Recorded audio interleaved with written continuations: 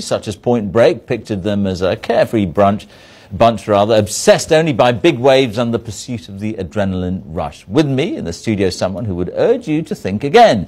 Dr. John Anderson from Cardiff University believes surfers could teach us all a thing or two about becoming better global citizens. Really? Well, yes. Generally speaking, as your introduction outlined, surfers are often seen as kind of dropouts, almost of the outcasts of society, only interested in searching for the perfect wave.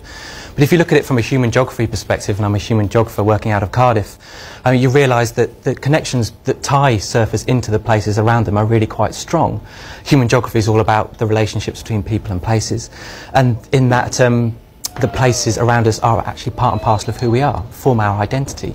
And so surfers, through surfing practice, getting involved in the waves around them, but also become to care passionately about coastal areas, waves, and the communities that support them. That might be true of the surfers themselves, the individuals. I mean, I've been going down to part of Britain, Cornwall, where there's plenty of surfing going on.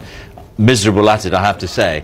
But actually, it's become a big business. There are lots of crowds. It's becoming like the ski slopes in the Alps. You know, it's just people making money.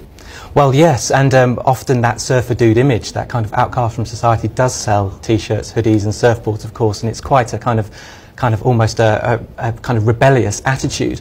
But there are a portion of surfers who do care passionately about the waves that they surf. They have very strong connections to their local communities, and it's often as a consequence of the increasing popularity of surfing that place attachment, their attachment to their local places, becomes even more obvious. But you see what I mean? I mean, the more rebellious they are, the more young people want to copy them, the more people turn up at the beach, and there's inevitably these beaches are going to get overcrowded, and with all the problems that you'd associate with that. Well, yes, often there's a great deal of tension between locals who want to catch their own waves and incomers, perhaps on holiday, perhaps from other countries even, wanting to surf in that local area. And so you do get a degree of tension between locals who want to have a sustainable use and sustainable management of a local area and incoming people who just want to catch the wave and leave. So are there examples of surfers maybe getting together and acting, as you say, perhaps in a more formal way,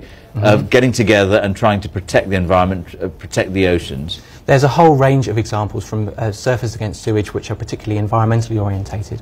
But in terms of local cultures and preserving a good use of the wave environments, from South Wales to Cornwall to California to Australia, there's a whole range of examples of surfers getting together and seeking to create a positive culture of surfing, that when you come to an area you'd appreciate and respect other users of the beach, other users of the waves, and contribute to the local economy in a positive manner.